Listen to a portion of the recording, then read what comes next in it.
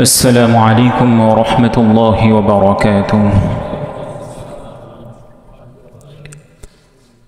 الحمد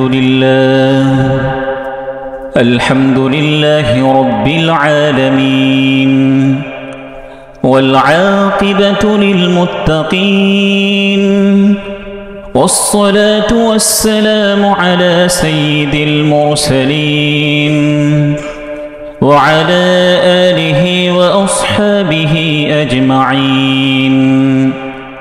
أما بعد، فقد قال الله تعالى في القرآن الكريم: أعوذ بالله من الشيطان الرجيم، بسم الله الرحمن الرحيم. يا أيها الذين آمنوا قوا أنفسكم وأهليكم نارا وقودها الناس والحجارة عليها ملائكة غلاظ شداد لا يعصون الله ما أمرهم ويفعلون ما يؤمرون. وقال تعالى أيضا: يا أيها الذين آمنوا اتقوا الله حق تقاته ولا تموتن إلا وأنتم مسلمون. عن عمرو بن شعيب عن أبيه عن جده قال: قال رسول الله صلى الله عليه وسلم: مروا أولادكم بالصلاة وهم أبناء 7 سنين، واضربوهم عليها وهم أبناء 10 سنين، وفرقوا بينهم في المضاجع، أو كما قال عليه الصلاة والسلام. وقال الله تعالى في شان حبيبي: إن الله وملائكته يصلون على النبي، يا أيها الذين آمنوا صلوا عليه وسلموا تسليما। সকলে দরুদ ইব্রাহিম পড়ি। اللهم صل على محمد وعلى آل محمد كما صليت على إبراهيم وعلى آل إبراهيم إنك حميد مجيد. اللهم بارك على محمد وعلى آل محمد كما باركت على إبراهيم وعلى آل إبراهيم إنك حميد مجيد. আলহামদুলিল্লাহ, শুরুতেই সেই মহান আল্লাহ তাআলার কৃতজ্ঞতা আদায় করছি, শুকরিয়া প্রকাশ করছি যে মহান আল্লাহ তাআলা আমাদেরকে ঈমানের মতো মহা দৌলত দিয়ে সম্মানিত করেছেন এবং এই তীব্র শীতেও আল্লাহ তাআলার ডাকে আমরা সাড়া দিয়ে মসজিদে একত্রিত হয়ে আল্লাহ তাআলা আমাদেরকে তার জিকিরে লিপ্ত থাকার তৌফিক দান করেছেন। এই জন্য আমরা অন্তরের অন্তঃস্থল থেকে আল্লাহ তাআলার কৃতজ্ঞতা আদায় করি, আলহামদুলিল্লাহ। দরুদ ও সালাম পেশ করছি বিশ্ব মানবতার মুক্তির দূত, সকল নবীদের সর্বশ্রেষ্ঠ নবী এবং সর্বশেষ নবী, যার অসীম ত্যাগ, ভাষাতীত কোরবানি আর অফরন্ত সাধনার বরকতে আমরা ইসলাম নামক একটি সুন্দর ধর্ম পেয়েছি। এজন্য সেই প্রিয়তম ব্যক্তির প্রতি দরুদ পড়ি সাল্লাল্লাহু আলাইহি ওয়াসাল্লাম। সুস্থ থাকা মনে করছি, যারা অসুস্থ থাকা সত্ত্বেও মসজিদে এসেছেন, আল্লাহ রাব্বুল আলামিন যেন সকলকে পরিপূর্ণ সুস্থতা দান করেন। মাগফিরাত কামনা করছি আমাদের যে সকল আত্মীয় স্বজন আল্লাহ তাআলার সান্নিধ্যে চলে গেছেন, আল্লাহ রব্বুল আলামিন যেন সকলকে জান্নাতের সর্বোচ্চ মর্যাদা দান করেন। পরম শ্রদ্ধাভাজন মুরব্বীবৃন্দ এবং প্রিয় যুবক ভাইয়েরা, শুরুতেই আমি কোরআনুল কারীমের সূরাতুত তাহরীমের 6 নম্বর আয়াত তিলাওয়াত করেছি। রাসূলুল্লাহ সাল্লাল্লাহু আলাইহি ওয়াসাল্লামের অসংখ্য হাদিসগুলোর মধ্য থেকে সুনানু আবি দাউদের 495 নম্বর হাদিস পাঠ করেছি। আজকে আমার আলোচনার বিষয় হচ্ছে একটি পরিবার কিভাবে একটি সুখময় পরিবার হতে পারে। আমাদের পরিবারের দিকে যদি আমরা তাকাই, বাহ্যিক দিক থেকে যদিও আমরা পরিবারের প্রত্যেকটা সদস্যদেরকে হাস্যোজ্জ্বল অবস্থায় দেখি, কিন্তু আভ্যন্তরীণ দিক থেকে দেখা যায় যে প্রত্যেকের পরিবারের মধ্যে, সংসারের মধ্যে ঘুণে ধরে গেছে, যে কোনো মুহূর্তে এটা ভেঙে যেতে পারে। এই জন্য আজকে আমরা আলোচনা করব আমাদের পরিবারটা কিভাবে আরও সুখময় হবে, আনন্দময় হবে, এবং আমাদের দাম্পত্য জীবনটাকে আমরা আরও কিভাবে সুখময় এবং আনন্দময় করতে পারি। এই বিষয় নিয়ে ইনশাআল্লাহ কোরআন এবং হাদিসের আলোকে আমরা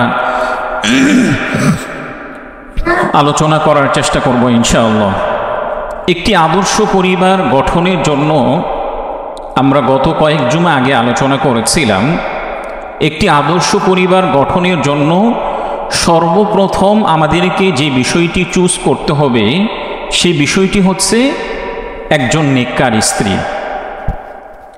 একটি আদর্শ পরিবার গঠনের জন্য অন্যতম করণীয় হচ্ছে একজন নেককার স্ত্রী।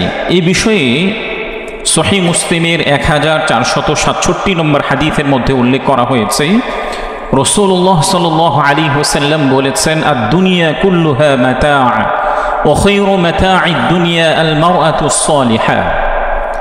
এই হাদিসের মধ্যে রাসূলুল্লাহ সাল্লাল্লাহু আলাইহি ওয়াসাল্লাম স্পষ্টভাবে উল্লেখ করেছেন পুরো পৃথিবীটা হচ্ছে ভোগের বস্তু।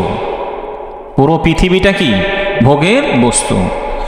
আর এই পৃথিবীর মধ্যে সর্বশ্রেষ্ঠ সম্পদ হচ্ছে একজন নেককার সতীসাধী স্ত্রী। এই পৃথিবীর মধ্যে সর্বশ্রেষ্ঠ সম্পদ কোনটি? একজন নেককার সতীসাধী স্ত্রী। একজন ব্যক্তি যদি নেককার স্ত্রী পেয়ে যায়, তাহলে কেমন যেন তার দুনিয়াতেই সে জান্নাতের আবহাওয়া এবং জান্নাতের বাতাসে স্পর্শ করতে পারে। এই জন্য বিয়ের পূর্বেই একজন নেককার স্ত্রী নির্বাচনের ক্ষেত্রে খুবই আমাদের সতর্কতা অবলম্বন করা দরকার।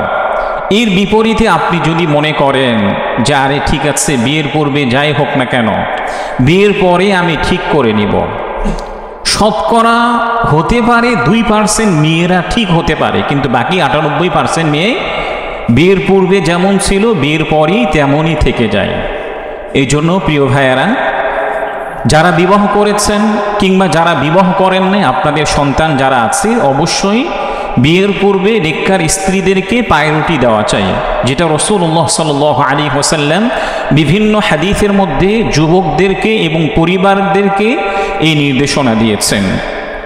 কারণ গাছের গোড়াটা যদি মজবুত হয়, ভালো হয়, তাহলে গাছের যে সকল শাখা প্রশাখা ডাল আছে এগুলো মজবুত হবে এবং দৃঢ় হবে। এই জন্য বিবাহের পূর্বেই নেককার স্ত্রী নির্বাচনের ক্ষেত্রে আমাদের খুবই সতর্কতা অবলম্বন করা দরকার। বিশেষ করে আল্লাহ তাআলার কাছে বেশি বেশি দোয়া করা দরকার। নিজে সৎ থাকলে আশা করা যায় আল্লাহ তাআলা একজন নেককার স্ত্রী মিলিয়ে দিবেন। 2 নম্বর বিষয় হচ্ছে, একটি আদর্শ পরিবার গঠনের জন্য আমাদের জন্য অন্যতম করণীয় হচ্ছে ঘরের মধ্যে এবং বাসার মধ্যে ঈমানি পরিবেশ তৈরি করা। ঘরের মধ্যে এবং বাসার মধ্যে কেমন পরিবেশ কায়েম করা? ঈমানি পরিবেশ কায়েম করা। এই ব্যাপারে রাসূলুল্লাহ সাল্লাল্লাহু আলাইহি ওয়াসাল্লামের সহিহ মুসলিমের 779 নম্বর হাদিসের মধ্যে উল্লেখ করা হয়েছে। এই হাদিসটি বর্ণনা করেছেন রাসূলুল্লাহ সাল্লাল্লাহু আলাইহি ওয়াসাল্লামের একজন বিখ্যাত সাহাবী হযরত আবু মুসা রাদিয়াল্লাহু তাআলা আনহু।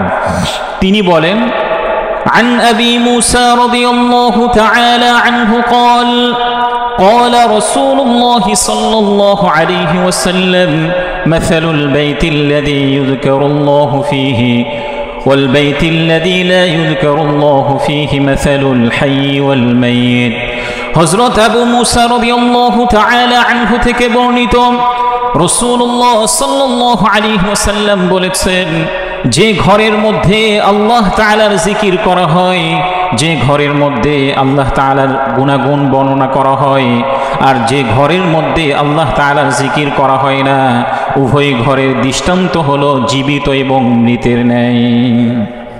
উভয় ঘরের দৃষ্টান্ত হচ্ছে জীবিত এবং মৃতের ন্যায়। অর্থাৎ যে ঘরের মধ্যে আল্লাহ তাআলার জিকির করা হয়, কেমন যেন সেই ঘরটি কি জীবিত ঘর।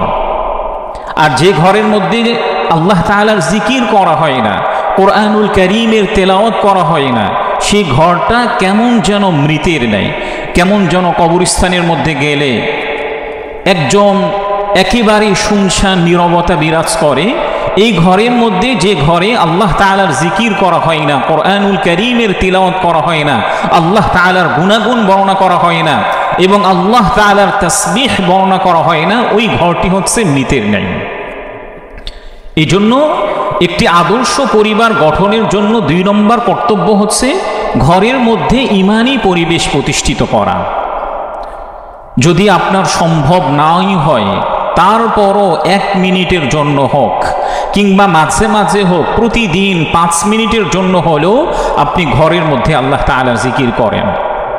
হাদিসের মধ্যে উল্লেখ করা হয়েছে যে ফরজ নামাজগুলি হবে মসজিদের মধ্যে, আর বাকি সুন্নত এবং নফল নামাজগুলি রাসূলুল্লাহ সাল্লাল্লাহু আলাইহি ওয়াসাল্লাম শুধুমাত্র ঘরকে জীবিত করার জন্য বাসায় কিংবা ঘরে পড়ার জন্য অনুপ্রাণিত করেছেন। ঘরকে একদম উচ্ছল রাখার জন্য, উচ্ছ্বাস রাখার জন্য রাসূলুল্লাহ সাল্লাল্লাহু আলাইহি ওয়াসাল্লাম ঘরের মধ্যে সুন্নাহ এবং নফল নামাজ পড়ার জন্য সকল মুসলিমদেরকে অনুপ্রাণিত করেছেন। এই জন্য প্রিয় ভাইয়েরা, ঘরের মধ্যে ঈমানী পরিবেশ তখনই হবে যখন আপনি নিজে ঘরের মধ্যে আল্লাহ তাআলার জিকির করবেন। কারণ আপনি ঘরের প্রধান কর্তা। আপনি যদি ঘরের মধ্যে আল্লাহ তাআলার জিকির করেন, তাহলে দেখবেন আপনার স্ত্রী কিংবা আপনার পরিবারের মধ্যে যে সকল সদস্যরা আছে তারাও আপনার দেখা দেখি অভ্যস্ত হয়ে যাবে।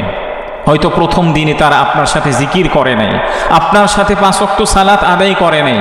আপনি যখন নিয়মিত 1 সপ্তাহ, 2 সপ্তাহ, 1 মাস আল্লাহ তাআলার জিকির করলেন আপনার ঘরে, তারাও দেখবেন যে একদিন না একদিন আপনার সঙ্গে তারা অভ্যস্ত হয়ে যাবে। এই জন্য 2 নম্বর করণীয় হচ্ছে ঘরের মধ্যে ঈমানী পরিবেশ তৈরি করা।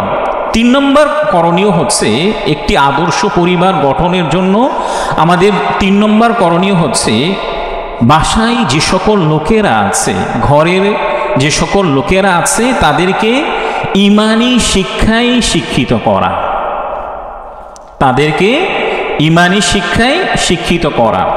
এই বিষয়ে সহিহ মুসলিমের 744 নম্বর হাদিসের মধ্যে উল্লেখ করা হয়েছে, আন আয়েশা রাদিয়াল্লাহু তাআলা আনহা قالت كان رسول الله صلى الله عليه وسلم يصلي من الليل فإذا أوتر قال رسول الله صلى الله عليه وسلم قومي فأوتري يا عائشة।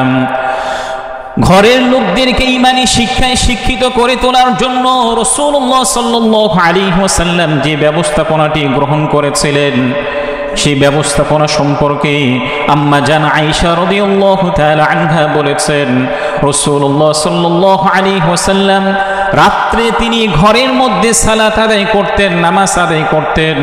এরপর যখন তিনি বিতির নামাজ আদায় করবেন, তখন তিনি আম্মা জান আয়েশা রাদিয়াল্লাহু তাআলা আনহাকে বলতেন, হে আয়েশা, তুমি ওঠো এবং বিতির নামাজ আদায় করো।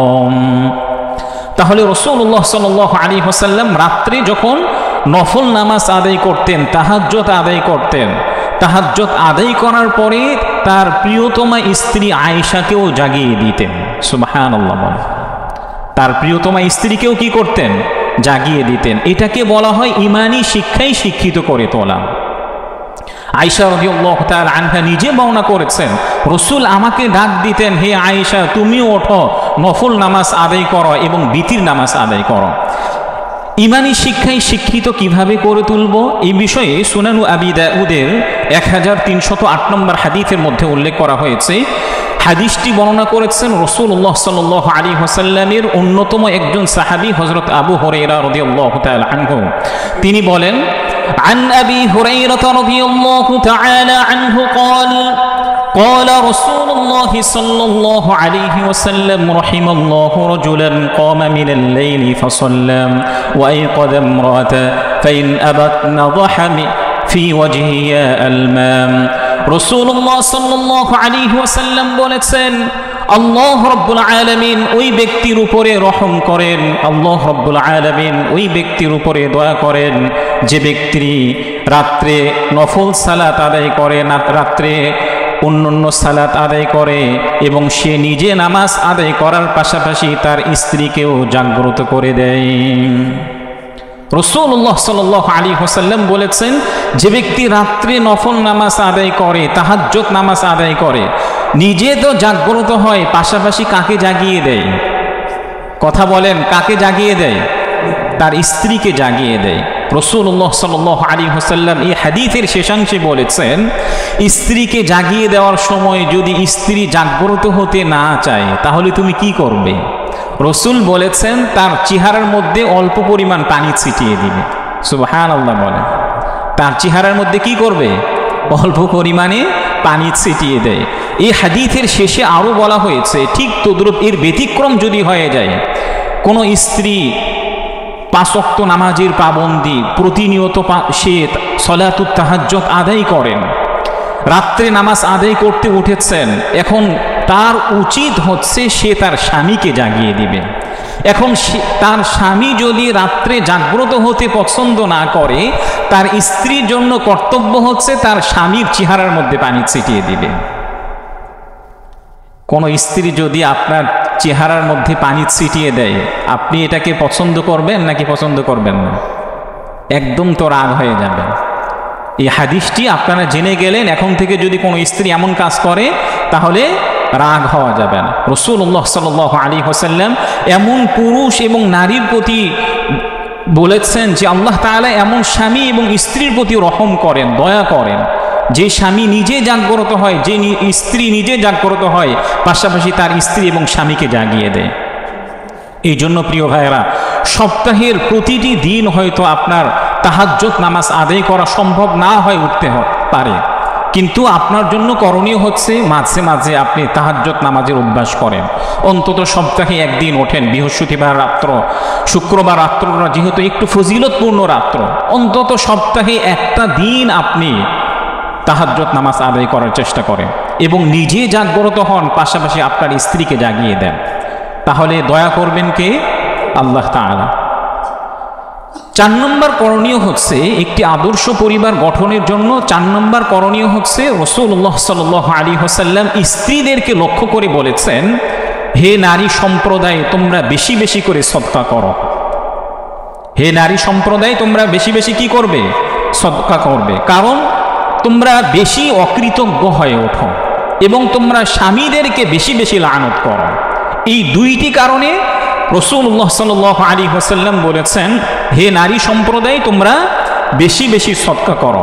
রাসূলুল্লাহ সাল্লাল্লাহু আলাইহি ওয়াসাল্লামের হাদিস সহিহ বুখারীর 304 নম্বর হাদিসের মধ্যে উল্লেখ করা হয়েছে, ক্বালা রাসূলুল্লাহ সাল্লাল্লাহু আলাইহি ওয়াসাল্লাম, يا معشر النساء تصدقنا فإني أريتكن أكثر أهل النار। রাসূলুল্লাহ সাল্লাল্লাহু আলাইহি ওয়াসাল্লাম বলেছেন, হে নারী সম্প্রদায়, তোমরা বেশি বেশি সদকা করো, কারণ জাহান্নামে আমাকে দেখানো হয়েছে জাহান্নামের মধ্যে পুরুষদের তুলনায় নারীদেরকে বেশি দেওয়া হবে। এরপরে রাসূলুল্লাহ সাল্লাল্লাহু আলাইহি ওয়াসাল্লামের সম্মুখে যে সকল নারী সাহাবীগণ ছিলেন, তারা রাসূলকে জিজ্ঞাসা করলেন, ইয়া রাসূলুল্লাহ, নারীরা কেন জাহান্নামে বেশি যাবে, এর কারণ কি? তখন রাসূলুল্লাহ সাল্লাল্লাহু আলাইহি ওয়াসাল্লাম বলেছেন, তোমরা বেশি বেশি স্বামীদের অকৃতজ্ঞ হও আর বেশি বেশি তোমরা লানত করো। এই 2টি কারণে মূলত নারীদেরকে বেশি জাহান্নামে দেওয়া হবে পুরুষদের তুলনায়। এই হাদিসের ব্যাখ্যা করতে গিয়ে রাসূল বলেছেন, মুহাদ্দিসিনে কেরামগণ বলেছেন, তারা স্বামীদের অকৃতজ্ঞ কিভাবে হয়। একজন স্বামী স্ত্রী যদি দীর্ঘ সময় 20 বছর 30 বছর ঘর সংসার করেছে, কোনো একটি কারণে স্বামী স্ত্রীর মনোমালিন্য হয়েছে, দেখবেন যে হুট করে স্ত্রী আপনাকে বলে ফেলবে, তোমার সাথে সংসার করে জীবনে কোনোদিন আমি শান্তি পাইনি। আপনাদের ক্ষেত্রে এটা বলে নাকি? এটা রাসূলুল্লাহ সাল্লাল্লাহু আলাইহি ওয়াসাল্লাম নিজেই বলেছেন যে দীর্ঘ সময় সংসার করার পর কোনো কারণে যদি মনোমালিন্য হয়, স্ত্রীদের একটা নেচার হচ্ছে তারা স্বামীদেরকে বলে ফেলে দ্রুত যে তোমার সাথে ঘর সংসার করে জীবনে কোনোদিন আমি শান্তি পাইনি। দেখবেন যে হয়তো কোনো কারণে স্বামী স্ত্রীর প্রতি রাগান্বিত হয়েছেন, বকা দিয়েছেন, দেখবেন যে হুট করে লানত দেওয়া শুরু করবে যে আল্লাহ যেন তোর ঘরে জীবনে কোনোদিন শান্তি না দেয়। নাউযু বিল্লাহি মিন যালিক। এই কারণে রাসূলুল্লাহ সাল্লাল্লাহু আলাইহি ওয়াসাল্লাম নারী সম্প্রদায়কে বেশি বেশি সদকা করার জন্য উৎসাহিত করেছেন। এখন আমরা সদকা কিভাবে করব? সদকা করার একটি নতুন পদ্ধতি আমরা ইতিপূর্বে হয়তো অনেকেই শুনেছি। সেটা হচ্ছে আমরা অনেক সময় সদকা করতে চাই, বাসায় থেকে আছেন, হয়তো আপনার হৃদয়টা নরম হয়েছে, এমত অবস্থা আপনি সদকা করতে যাচ্ছেন, কিন্তু বাসার বাহিরে না যাওয়ার কারণে আপনি সদকা করতে পারছেন না। এমন একটি সিচুয়েশনে আপনি কি করবেন? তো উলামায়ে কেরামগণ একটি নতুন পদ্ধতি বের করেছেন। সেটা হচ্ছে আপনার বাসার মধ্যে প্রতিটি বাসার মধ্যে এরকম একটা সদকা বক্স রাখবেন। এরকম একটা কি রাখবেন? সদকা বক্স রাখবেন। এখানে লিখে দিবেন যে এটা কি সদকা বক্স, অথবা প্লাস্টিকের যে ব্যাংকগুলি পাওয়া যায় না, এই ব্যাংকগুলি কিনে রাখবেন, চাই সেটি ছোট্টই হোক না কেন। আপনার যখনই মনে হয়েছে হয়তো বাসায় কেউ অসুস্থ, সদকা দিয়ে দেন, মাটির ব্যাংক, কারণ আপনি এখন বাসার বাহিরে বের হতে পারছেন না। এভাবে প্রতিনিয়ত যদি আপনি জমা করেন, এর কারণে আল্লাহ তাআলা আপনার বিপদ থেকে আপনাকে উদ্ধার করবেন এবং আপনার মনোবাসনা আল্লাহ তাআলা পূরণ করে দিবেন। যখন দেখছেন যে আপনার সদকা বক্সটা পরিপূর্ণ ভরে গেছে, মাটির ব্যাংক কিংবা প্লাস্টিকের ব্যাংকটি ভরে গেছে, সদকার বক্সটি ভরে গেছে, তখন আপনি ভেঙে এটা কোনো মাদ্রাসা কিংবা এতিম মিসকিনদেরকে দান করে দেন। কারণ যখন থেকে আপনি দান করছেন তখন থেকে এর মালিকানা কার হয়ে গেছে? হয়তো কোনো মাদ্রাসা কিংবা কোনো মিসকিন কিংবা কোনো এতিম এর মালিকানা লাভ করেছে। এই জন্য এই নতুন পদ্ধতিটা আমরা প্রত্যেকের বাসায় রাখতে পারি। তো রাসূলুল্লাহ সাল্লাল্লাহু আলাইহি ওয়াসাল্লাম নারীদেরকে বেশি বেশি সদকা করার জন্য উৎসাহিত করেছেন। 5 নম্বর করণীয় হচ্ছে একটি আদর্শ পরিবার গঠনের জন্য করণীয় হচ্ছে পরিবারের মধ্যে যে সকল সদস্যরা আছে, পরিবার কিংবা ঘর সংশ্লিষ্ট যে সকল মাসনুন দোয়াগুলি আছে, এগুলোর প্রতি আমাদের আমল করা। পরিবার কিংবা ঘর সংশ্লিষ্ট যে সকল মাসনুন দোয়াগুলি আছে, রাসূলের সুন্নাহগুলি আছে, এগুলোর উপর আমাদের আমল করা দরকার। এই বিষয়ে সহিহ মুসলিমের 1598 নম্বর হাদিসের মধ্যে উল্লেখ করা হয়েছে। হাদিসটি বর্ণনা করেছেন হযরত জাবির ইবনে আব্দুল্লাহ রাদিয়াল্লাহু তাআলা আনহু। তিনি বলেন, আন জাবির ইবনে আব্দুল্লাহ রাদিয়াল্লাহু তাআলা আনহুমা قال قال رسول الله صلى الله عليه وسلم إذا دخل الرجل بيته فذكر الله عند دخوله وعند طعامه قال الشيطان لا مبيت لكم। রাসূলুল্লাহ সাল্লাল্লাহু আলাইহি ওয়াসাল্লাম বলেছেন, কোন একজন ব্যক্তি যখন ঘরের মধ্যে প্রবেশ করবে, ঘরের মধ্যে প্রবেশ করার সময় এবং খাওয়ার সময় যখন সে আল্লাহ তাআলার নাম উচ্চারণ করবে, তখন শয়তান সঙ্গে সঙ্গে বলতে থাকে, এই ঘরের মধ্যে আমাদের আর রাত যাপনের কোনো অবকাশ থাকলো না। তাহলে ঘরে প্রবেশের সময় সঙ্গে সঙ্গে কার নাম নেওয়া বলেন? আল্লাহ তাআলার নাম নেওয়া। অন্য একটি হাদিসের মধ্যে উল্লেখ করা হয়েছে, যখনই আপনি ঘরের মধ্যে প্রবেশ করবেন তখনই আপনি আগে সালাম দিবেন। সুবহানাল্লাহ। যখনই আপনি ঘরে প্রবেশ করবেন তখন সঙ্গে সঙ্গে আপনি নিজে কি করবেন? সালাম দিবেন। আপনি যখন প্রতিনিয়ত ঘরে প্রবেশের সময় সালাম দিবেন, যখনই ঘর থেকে বের হচ্ছেন, যখনই ঘরে প্রবেশ করবেন তখনই কি করবেন? সালাম দিবেন। সালামের অর্থটা হচ্ছে আসসালামু আলাইকুম ওয়া রাহমাতুল্লাহি ওয়া বারাকাতুহু, তোমাদের উপরে আল্লাহ তাআলার শান্তি, বরকত এবং রহমত বর্ষিত হোক।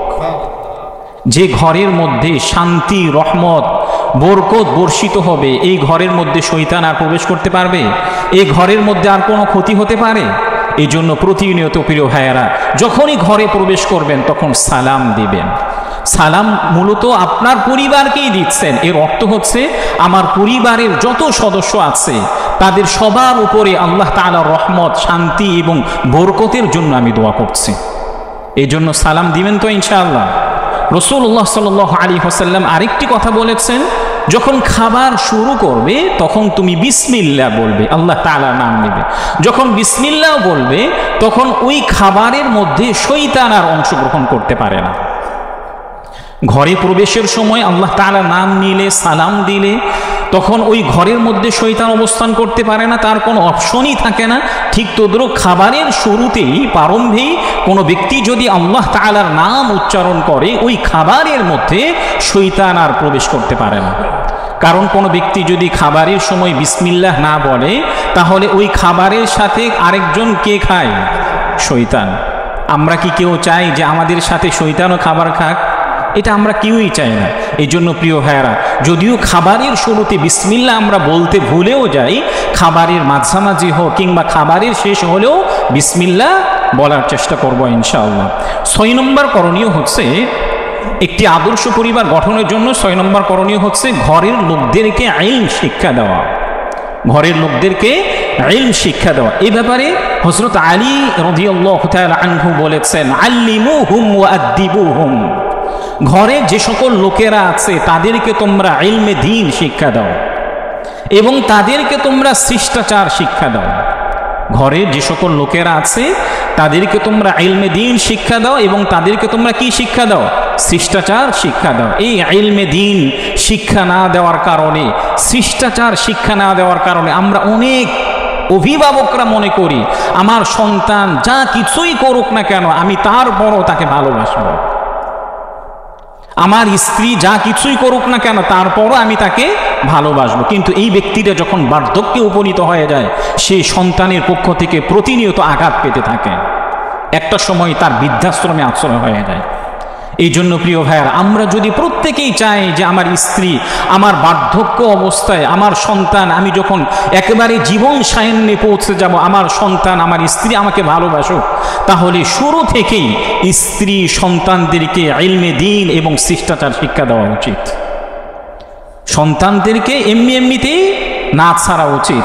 যদি আপনি এভাবে এমনি ছেড়ে দেন তাহলে দেখবেন একটা সময় সেই আপনার কাল হয়ে দাঁড়াবে। আপনার সন্তানই আপনাকে প্রতিনিয়ত আঘাত করবে, যে আঘাতটি আপনি ঘরের বাহিরে পান না। এই জন্য হযরত আলী ইবনে আবি তালিব রাদিয়াল্লাহু তাআলা আনহু তিনি বলেছেন, ঘরের লোকদেরকে তোমরা ইলমে দ্বীন এবং তাদেরকে শিষ্টাচার শিক্ষা দাও। 7 নম্বর করণীয় হচ্ছে, একটি আদর্শ পরিবার গঠনের জন্য প্রত্যেকটা ঘরের মধ্যে একটি লাইব্রেরি প্রতিষ্ঠা করা, একটি ইসলামিক লাইব্রেরি প্রতিষ্ঠা করা। এখন অনেকেই হতে পারে যে হুজুর, খতিব সাহেব, আমাদের তো এত পরিমাণ অর্থ নাই যে একটা লাইব্রেরি প্রতিষ্ঠা করব। প্রিয় ভাইয়েরা, দেখুন, আপনি প্রতি বছর যদি 200 টাকার একটি ইসলামিক বই ক্রয় করেন তাহলে 10 বছরে কয়টা বই হবে? 10টা বই হবে। 10টা বইয়ের মাধ্যমেই শুরু করেন না। প্রতিনিয়ত যদি আপনার বইগুলো থাকে, ইসলামিক বইগুলো থাকে, আপনার সন্তান কিংবা আপনার স্ত্রী হতে পারে সে একদিন একটা পৃষ্ঠা ইসলামিক বই থেকে পড়বে, এতেই তার পুরো জীবনটা পরিবর্তন হয়ে যাবে। অন্তত ছোট্ট ছোট্ট বাচ্চারা যারা আছে তারা হয়তো পড়তে পারবে না, কিন্তু ইসলামিক বইয়ের যে নামগুলি আছে এই নামগুলি তো তারা জানতে পারবে, ইমামদের নাম তারা জানতে পারবে, এই বইয়ে কে লিখেছেন এটা তারা জানতে পারবে। এই জন্য একটি আদর্শ পরিবার গঠনের জন্য প্রতিটা ঘরে ঘরে যাদের যতটুকু অ্যাবিলিটি আছে একটি ইসলামিক লাইব্রেরি প্রতিষ্ঠা করা। 8 নম্বর করণীয় হচ্ছে, ঘরের মধ্যে মাঝে মাঝেই অডিও রেকর্ড চালানো। একটি আদর্শ পরিবার গঠনের জন্য ঘরের মধ্যে একটি অডিও রেকর্ড চালানো, চাই সেটা কোরআনুল কারীমের রেকর্ড হতে পারে, কিংবা যারা বিখ্যাত ইসলামিক লেকচারগণ যারা আছেন, স্কলারগণ যারা আছেন, তাদের বিভিন্ন লেকচার আপনি চালিয়ে দেন। কিন্তু অবশ্যই ওলামাই কেরামদের থেকে শুনতে হবে আমি যার লেকচার শুনছি সে অথেন্টিক আলোচনা করে কিনা, নির্ভরযোগ্য আলোচনা করে কিনা, বানোয়াট কোনো কথাবার্তা নাই, অহেতুক অশ্লীল কোনো কাহিনী তার আলোচনার মধ্যে নাই। এমন আলোচনা, এমন রেকর্ড কোরআনুল কারীমের তেলাওয়াত, পৃথিবীর মধ্যে এমন সুমধুর কণ্ঠের কারীরা আছেন, হাফেজগণ আছেন, হয়তো দেখবেন যে অনেকেই এটা শুনেই নেই। আপনি গান শুনে যতটা আপনি মুগ্ধ হচ্ছেন, একজন কারির, একজন হাফেজ তেলাওয়াত যদি আপনি ঘরের মধ্যে প্রতিনিয়ত চালিয়ে দেন, অন্তত 5 মিনিটের জন্য হোক না কেন, এতে ঘরের মধ্যে নূরের পরিবেশ প্রতিষ্ঠা করবেন কে? আল্লাহ তাআলা। কারণ কোরআনুল কারীম পুরোটাই হচ্ছে নূর, আর যে ঘরের মধ্যে নূর প্রবেশ করবে ওই ঘরের মধ্যে শয়তান প্রবেশ করবে না। যে ঘরের মধ্যে রহমত বর্ষিত হবে সেই ঘরের মধ্যে শয়তান আর কোনো ধরনের কোনো ক্ষতি করতে পারবে না। এই জন্য মাঝে মাঝে 5 মিনিটের জন্য হলেও আপনি কোরআনুল কারীমের রেকর্ড চালিয়ে দিন, বিভিন্ন ইসলামিক স্কলারগণ যারা আছেন তাদের লেকচারগুলো চালিয়ে দিন। এটা খাওয়ার সময় হতে পারে অথবা ঘুমের পূর্বেও হতে পারে। একটি আদর্শ পরিবার গঠনের জন্য অন্যতম আরেকটি করণীয় হচ্ছে, 9 নম্বর করণীয় হচ্ছে প্রতিনিয়ত একসাথে সকলেই খাওয়া। প্রতিনিয়ত সকলেই একসঙ্গে খাওয়া। একসাথে খেলে হাদিসের মধ্যে উল্লেখ করা হয়েছে এই ঘরের মধ্যে আল্লাহ তাআলা শান্তি প্রতিষ্ঠা করবেন। সবাই যদি একসাথে খায় ওই ঘরের মধ্যে আল্লাহ তাআলা কি করবেন? শান্তি প্রতিষ্ঠা করবেন। আমরা অনেক সময় একজন অফিস থেকে আসতে সে একাই খাচ্ছে, তার স্ত্রী একা খাচ্ছে, সন্তানরা এক জায়গা থেকে আসতে সে একা খাচ্ছে, ওই ঘরের মধ্যে কিন্তু রহমত আসবে না। ওই ঘরের মধ্যে কি আসবে না? রহমত আসবে না। এই ব্যাপারে সুনানু আবি দাউদের একটি হাদিসের মধ্যে উল্লেখ করা হয়েছে, রাসূলুল্লাহ সাল্লাল্লাহু আলাইহি ওয়াসাল্লামের সাহাবীরা রাসূলকে অভিযোগ করলেন, ইয়া রাসূলুল্লাহ, আমরা খাবার খাই কিন্তু তৃপ্ত হই না, এর কারণ কি? قال أصحاب رسول الله صلى الله عليه وسلم إنا نأكل ولا نشبع। রাসূলুল্লাহ সাল্লাল্লাহু আলাইহি ওয়াসাল্লামের সাহাবীরা রাসূলকে অভিযোগ করলেন, ইয়া রাসূলুল্লাহ, আমরা খাবার খাই কিন্তু পরিতৃপ্ত হই না। قال رسول الله صلى الله عليه وسلم لعلكم تفترقون فاجتمعوا على طعامكم واذكروا اسم الله। রাসূল তাদেরকে তখন বললেন, হয়তোবা তোমরা বিচ্ছিন্নভাবে খানা খাও, এখন থেকে তোমরা একসাথে খাবার খাবে এবং খাবার খাওয়ার শুরুতে বিসমিল্লাহ বলবে, তাহলে আল্লাহ তাআলা তোমাদের ঘরের মধ্যে রহমত সৃষ্টি করে দিবেন। তাহলে পরিবারের সকল সদস্যরা কিভাবে খাবেন? একসঙ্গে নাকি বিচ্ছিন্ন হয়? কথা বলেন, সবাই বলেন, একসঙ্গে নাকি বিচ্ছিন্ন হয়? বিশেষ করে ঢাকা শহরে দেখা যাচ্ছে একজন অফিস থেকে আসছে, রাত 10টায় হোক, কারো যদি ক্ষুধা লেগেই যায়, অল্প নাস্তা আপনি খান। অন্তত পরিবারের মূল অভিভাবক যখন আসবেন, আপনি আপনার পরিবারকে বলবেন যে আজ থেকে আমরা সকলেই প্রতিটা খাবার সম্ভব না হলেও অন্তত রাতের খাবারটা একসঙ্গে আহার করবেন ইনশাআল্লাহ। ইনশাআল্লাহ বলেন। আল্লাহ তাআলা আমাদের তৌফিক দান করেন। 10 নম্বর করণীয় হচ্ছে মাঝে মাঝে নেককার আলেমদেরকে, নেককার তালিবুল ইলমদেরকে বাসায় ইনভাইট করে তাদেরকে খাওয়ানো। মাঝে মাঝে নেককার আলেমদেরকে, নেককার তালিবুল ইলমদেরকে, মাদ্রাসার ছাত্রদেরকে কি বাসায় এনে তাদেরকে খাবার খাওয়ানো। এটার দলিল হচ্ছে সূরাত নূহের 28 নম্বর আয়াত। এই আয়াতের মধ্যে আল্লাহ তাআলা বলেছেন, রব্বিগফিরলি ওয়া লিওয়ালিদাইয়া ওয়া লিমান দাখালা বাইতি মুমিনান ওয়া লিল মুমিনাত। হে আল্লাহ, আমাকে ক্ষমা করেন, আমার পিতা মাতাকে ক্ষমা করেন এবং যে সকল নেককার ব্যক্তিরা আমার ঘরে প্রবেশ করেছে তাদেরকে আপনি ক্ষমা করেন। এখান থেকে মুহাদ্দিসিনে কেরামগণ বলেছেন, মাঝে মাঝে নেককার আলেমদেরকে, নেককার মাদ্রাসার ছাত্রদেরকে আপনার বাসায় ইনভাইট করা। এখন আমরা তো নেককার আলেম খুঁজতে গিয়ে কাদেরকে খুঁজি? যিনি সব জানেন, সব জানতা আলেমকে খুঁজি। যখন আপনার কাছে মনে হলো আরে বাংলাদেশে তো সব জানতা কোনো আলেম নাই, কিংবা বাংলাদেশের মধ্যে তো কোনো নিষ্পাপ আলেম নাই, আমার বাসায় দাওয়াত দিয়ে কী লাভ? আমরা এটাকে অনেকেই মনে করি। পৃথিবীর মধ্যে খুব কম এমন আলেম পাবেন যাদের কোনো গুনাহ নাই। এটা একটা মূল পয়েন্ট। কারণ আলেমরা কি মানুষের বাহিরে নাকি মানুষের ভিতরে? কথা বলেন, কথা বলেন, মানুষের বাহিরে নাকি মানুষের ভিতরে? তাদের থেকেও গুনাহ হতে পারে। আর একজন আলেম সব জানবে বিষয়টা এমনটা না।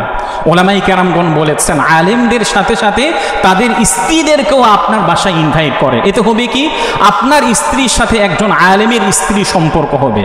হয়তোবা আপনার স্ত্রীর অনেক কিছু জানার প্রয়োজন, আপনাকে সে জিজ্ঞেস করতে পারছে না, কোনো আলেমকে জিজ্ঞাসা করতে পারছে না। এটা তখন হবে যখন একজন নেককার আলেমকে আপনার বাসায় ইনভাইট করবেন, পাশাপাশি তার স্ত্রীকে আপনি ইনভাইট করবেন। দেখবেন যে আপনার স্ত্রী ওই আলেমের স্ত্রী থেকে অনেক মাসআলা সে শিখে ফেলেছে। এই জন্য প্রিয় ভাইয়েরা, এটা অনেক বড় একটা করণীয় যেটা আমাদের সমাজ থেকে আজকে হারিয়ে গেছে। 11 নম্বর করণীয় হচ্ছে একটি আদর্শ পরিবার গঠনের জন্য প্রতিটা বিষয়ের ক্ষেত্রে আপনার পরিবারের যে সকল সদস্যরা আছে তাদের সাথে পরামর্শ করা। কোরআনুল কারীমের সূরাতুশ শূরার ৩৮ নম্বর আয়াতের মধ্যে আল্লাহ তাআলা উল্লেখ করেছেন, ওয়া আমরুহুম শুরা বাইনাহুম। সাহাবায়ে কেরামদের অন্যতম একটি মৌলিক নীতি ছিল, তারা যখনই কোনো কাজ করতেন একে অপরের সঙ্গে পরামর্শ করতেন। হ্যাঁ, আল্লাহ তাআলা একটা পরিবারের প্রধান দায়িত্ব দিয়েছেন পুরুষকে, মেয়েদেরকে দেন নাই। কিন্তু এরপরও যদি আপনি আপনার স্ত্রীর সাথে প্রতিটা বিষয়ে পরামর্শ করেন, আপনার আম্মুর সঙ্গে পরামর্শ করেন, আপনার মেয়ের সঙ্গে পরামর্শ করেন, তাদের কাছেও মনে হবে যে আমার বাবা, আমার স্বামী আমাকে মূল্যায়িত করছেন। আপনি হুট করে একটা জায়গায় যেতে চাচ্ছেন অথচ আপনার স্ত্রীর সাথে পরামর্শ করেন নাই, আপনার আত্মীয়র বাড়িতে যেতে চাচ্ছেন, একটা অলিমা অনুষ্ঠানে যেতে চাচ্ছেন, কিংবা একটা ট্যুরে যেতে চাচ্ছেন, এটা যেন আপনার স্ত্রীর সাথে, আপনার মেয়ের সাথে, আপনার সন্তানের সাথে পরামর্শ করি, তারপরে আপনি ফিক্স করবেন। কারণ পরামর্শ করা নবী করিম সাল্লাল্লাহু আলাইহি ওয়াসাল্লামের অন্যতম একটি সুন্নাহ এবং সাহাবায়ে কেরাম রাদিয়াল্লাহু তাআলা আনহুমদেরও অন্যতম একটি সুন্নাহ। পরামর্শ করলে কোনো ব্যক্তি ক্ষতি হয় না এবং তাকে বেইজ্জত হতে হয় না, অপদস্থ হতে হয় না। এই জন্য পরামর্শ করবেন তো ইনশাআল্লাহ। 12 নম্বর করণীয় হচ্ছে, এটা বলি আমি শেষ করে দিব ইনশাআল্লাহ, ঘরের কোনো বিষয় বাহিরে প্রকাশ না করা। এটা অনেক গুরুত্বপূর্ণ একটি বিষয়। একটি আদর্শ পরিবার গঠনের জন্য অন্যতম একটি করণীয় হচ্ছে ঘরের কোনো বিষয় বাহিরে প্রকাশ না করা। হ্যাঁ, আপনি সবাইকে বলতে পারবেন না, যাকে আপনার নির্ভরযোগ্য মনে হয়, বিশ্বস্ত মনে হয় একজন আলেমের কাছে, কিংবা আপনার যে কোনো একজন ব্যক্তিকে বিশ্বস্ত মনে হচ্ছে যে আমার বিষয়টি তার কাছে প্রকাশ করছি, সে আর কারো কাছে বলবে না। এই ব্যাপারে হাদিসের মধ্যে উল্লেখ করা হয়েছে। দেখুন সহিহ মুসলিমের 1437 নম্বর হাদিসের মধ্যে উল্লেখ করা হয়েছে, আন আবি সাঈদ আল খুদরি রাদিয়াল্লাহু তাআলা আনহু قال قال رسول الله صلى الله عليه وسلم إن من أشر الناس عند الله منزلة يوم القيامة الرجل يفضي إلى امرأته وتفضي إليه ثم ينشر سرها। রাসূলুল্লাহ সাল্লাল্লাহু আলাইহি ওয়াসাল্লাম বলেছেন, কিয়ামতের দিন অবস্থানের দিক থেকে সর্বনিকৃষ্ট ব্যক্তি ওই ব্যক্তি হবে যে তার স্ত্রীর সঙ্গে মিলিত হয়েছে, কিংবা তার স্ত্রী তার সঙ্গে মিলিত হয়েছে, এরপর ঘরের বাহিরে এটা এসে এটা অন্যের কাছে প্রকাশ করে দেয়। এই হাদিসের মূলত দুইটি অর্থ। প্রথম নম্বর অর্থ হচ্ছে, দেখুন বর্তমান পৃথিবীতে এমন কোনো ফ্যামিলি পাবেন না, এমন কোনো সংসার পাবেন না, স্বামী স্ত্রী পাবেন না যাদের মধ্যে অল্প একটু ঝগড়া বিবাদ হয় না, টুকটাক ঝগড়া হয় না। এমন ফ্যামিলি পাওয়া খুবই দুষ্কর একটি বিষয়, ডিফিকাল্ট একটি বিষয়। প্রতিটা দাম্পত্য জীবনে কিছু না কিছু ঝগড়া বিবাদ হয়েই যায়। অল্প একটু ঝগড়া বিবাদ হয়েছে, ঘর থেকে বের হয়ে এসে আপনি আপনার বন্ধুকে বলার অবকাশ রাখেন না, কারণ এটা নিষেধ করেছেন কে? রাসূলুল্লাহ সাল্লাল্লাহু আলাইহি ওয়াসাল্লাম। স্বাভাবিকভাবে প্রতিটা দাম্পত্য জীবনে একটু একটু ঝগড়া হতেই পারে, এটা হয়েই যায়। এই জন্য যে কোনো ঝগড়ার ক্ষেত্রে দেখবেন আপনি আপনার স্ত্রীর সঙ্গে ঝগড়া বিবাদে লিপ্ত হয়েছেন, জড়িয়ে পড়েছেন, আপনার কাছে তখন মনে হবে শয়তান আপনাকে ধোঁকা দিবে, আরে এই স্ত্রীর সাথে ঘর সংসার করা আর কখনোই সম্ভব নয়। কিন্তু যখন আপনার স্ত্রীর সঙ্গে আপনি আবারও ঠিক হয়ে যাবেন, তখন আপনার কাছে মনে হবে আরে একে ছাড়া তো আমার বাঁচাই অসম্ভব।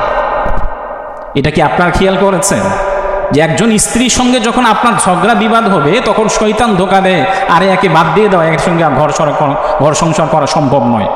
যখন তার সঙ্গে আপনি আবারও মিলিত হবেন, পরস্পর সংশোধন হয়ে যাবেন, তখন দেখবেন যে একে ছাড়া ঘর সংসার করা আমার জন্য কি অসম্ভব। এটা একটা অর্থ। দ্বিতীয় নম্বর অর্থ হচ্ছে, একজন স্বামী তার স্ত্রীর সঙ্গে মিলিত হয়েছেন, পরস্পরে মিলামিশা করেছেন। আমাদের সমাজের মধ্যে দেখবেন জঘন্য একটি বিষয়, সে তার স্ত্রীর সঙ্গে কত মিনিট সেক্সুয়ালি বিষয় হয়েছে, কত মিনিট থেকেছে, কিংবা স্ত্রীর সাথে কি করেছে, একেবারে ক্লোজ ফ্রেন্ড যারা আছে, বন্ধু বান্ধব যারা আছে তাদেরকে বলে দেয়। নাউযু বিল্লাহি মিন যালিক। রাসূলুল্লাহ সাল্লাল্লাহু আলাইহি ওয়াসাল্লাম বলেছেন, কিয়ামতের দিন সবচেয়ে অবস্থানের দিক থেকে নিকৃষ্টতম ব্যক্তি ওই ব্যক্তি যে ঘরের মধ্যে কোনো বিষয় হয়েছে এগুলো ঘরের বাহিরে এসে প্রকাশ করে দেওয়া।